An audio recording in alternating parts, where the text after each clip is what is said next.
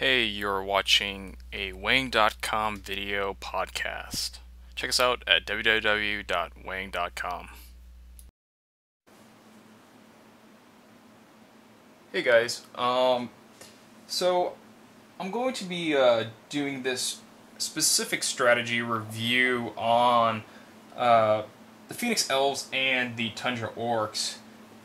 Because that some people might not have bought both of the starter sets, and because I know some of my friends have just bought in one specifically just to see how the game was, and if they liked it, then they would have bought in the second one. I personally just bought both of them. So like, as you can see right here, this is the one that you get for buying this set. So I basically just started up the initial setup of the game. If you kind of want to like learn and understand how to play this game, then you might want to check out something else. But for this video, I'm just going to be talking about the strategy between the Elves and the Orcs. Maybe in a future video, I will talk about the Elves against the other two races, but I'm just going to talk about the pros and cons against the Orcs for right now. So some of the strengths about the Elves: they're very good at ranged attacks.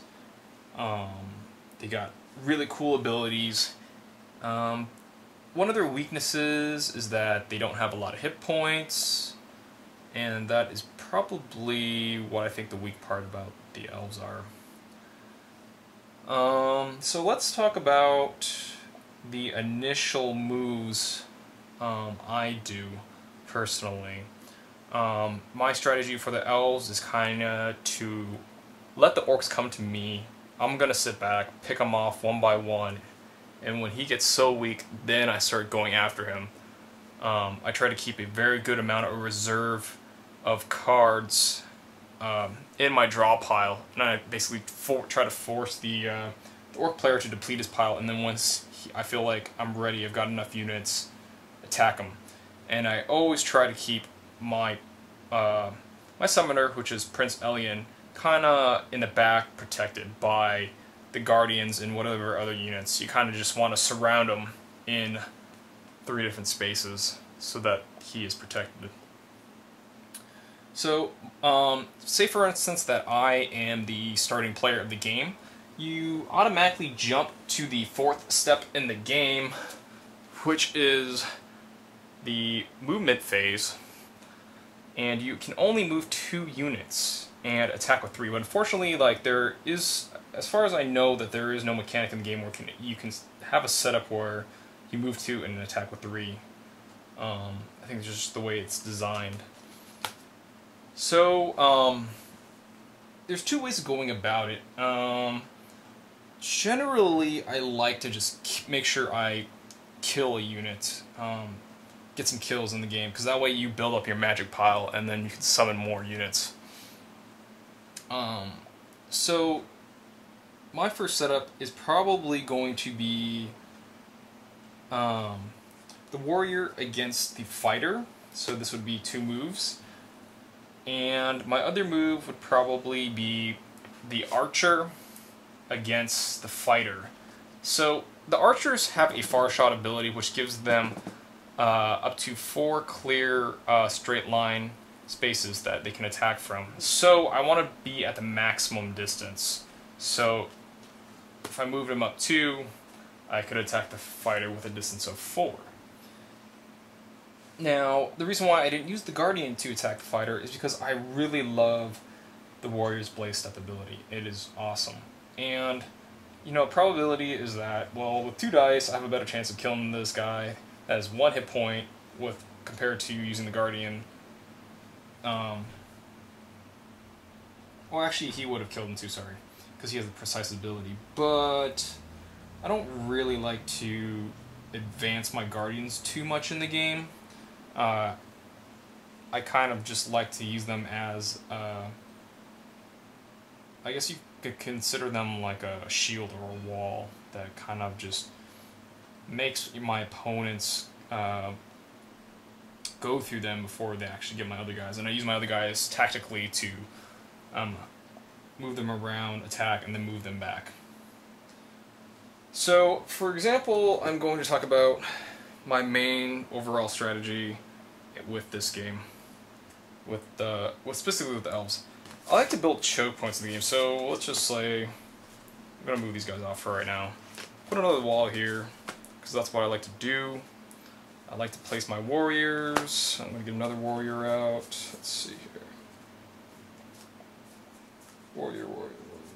Okay. So warriors in the game. Say for instance, well, we'll take for instance this example right here. I like to just go in, kill the guy, get my magic, play step back into position where, you know, I'm setting myself up for success. If this was the next move for the blue player, then he can move 2, do nothing basically, and then I'm in the position to attack him. If he doesn't want to come after me, just kind of says like, alright, I'm just going to chill back here and turtle. You know, you go over there, you attack his wall, you blaze step back into a position where you play defensively, and then you, on the offense, you know, either go after his guys, blaze step back into a position where you're safe. You just kind of want to keep repeating that process. Also, this kind of setup with the walls, to me, is very important because you are forcing a player that is very melee based to go through a certain like choke point in the game. So like his units would have to go through here if they really wanted to get to the prince. And the same thing like over here, if I had another wall, I'd place another wall right here and make him go through another choke point instead of actually placing walls, you know, side by side. I mean, this would create another choke point, but it also forces my characters to kind of have to go around in this position, and I don't really like it because it's not a very offensive tactical positioning. So now I'll talk about a little bit about the special characters that or the champions that I use in the game. The Fire Drake. Let's see, get some more focus. There we go. This is probably the least one I've used. I maybe only used him like once or twice because it's so hard to really like gather up 7 magic when you at times in the game might be a little bit low on units, and you need to summon like these you know, cheap guys that have pretty good abilities to, you know, basically survive so that you're protecting your summoner in the game.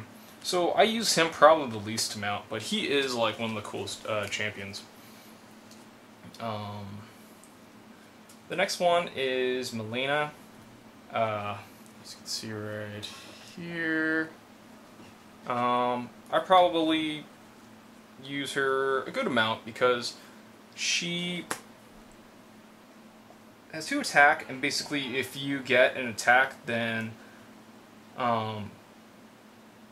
she'll deal an additional damage. And she has a good amount of hit points, but you know, she's a kind of character that you have to actually go attack with because she does melee damage. The one I use most is probably Kasial. I don't know if I can say her name correctly, but she is the same in the sense that, you know, they both cost 5. The only difference is that one is ranged and one is melee. They both have the same amount of hit points, and their abilities are different. Her ability is pretty cool. She does kind of like a mind control ability. So you could kind of put her in like a choke point area where like, hey, if you want to come to me, then you force your opponent to kind of attack her, but then they're risking the chance that, hey, my unit's going to be taken over. So you kind of want to try to force them to use their champion to attack this champion.